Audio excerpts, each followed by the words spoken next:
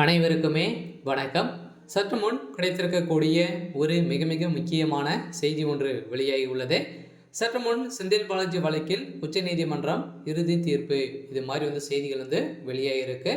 So Senthil பாலாஜியுடைய வழக்கு பார்த்தீங்கன்னா, அவருடைய ஜாமீனை ரத்து செய்யணும் அப்படின்ற மாதிரி பார்த்தீங்கன்னா, ஸோ ஒரு பிரமுகர் பார்த்தீங்கன்னா அவர் மீது வழக்கு பதிவு செஞ்சுருந்தார். இந்த வழக்கை எதிர்த்து தான் பார்த்தீங்கன்னா இப்போ அதிரடியாக உச்சநீதிமன்றம் வழங்கக்கூடிய தீர்ப்பால் செந்தில் பாலாஜியுடைய ஒட்டுமொத்த கதையாக தான் முடிய போகுது.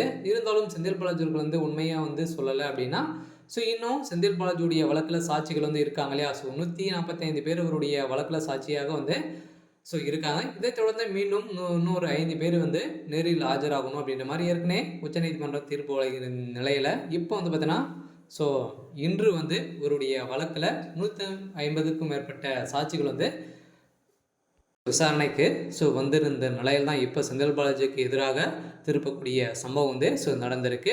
இதை பற்றி இந்த வீடியோவில் பார்க்கலாம். அதுக்கு முன்னாடி நம்ம சேனலுக்கு இப்போ தான் முதல் முறையாக வந்திருக்கீங்க அப்படின்னா மறக்காமல் நம்மளுடைய சேனலை சப்ஸ்கிரைப் பண்ணி சப்போர்ட் பண்ணுங்கள். வாங்க வீடியோக்குள்ளே போகலாம்.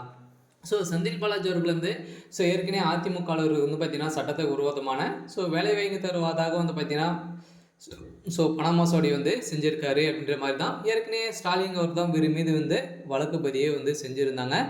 இந்த வழக்கு பதியின் அடிப்படையில் தான் பார்த்தீங்கன்னா இப்போ அவருடைய வழக்கில் அதிரடியாக சட்டத்துக்கு விரோதமான பணப்பரிமாற்ற வழக்கில் இவர் சிக்கியிருக்காரு அப்படின்ற மாதிரி தகுந்த எவிடன்ஸ் கிடைத்திருந்த நிலையில் அமலாக்கத்துறை இவருக்கு சம்மந்தப்பட்ட அனைத்து இடங்களிலும் அனைத்து அலுவலர்களும் சோதனைகள் நடத்தியிருந்தாங்க.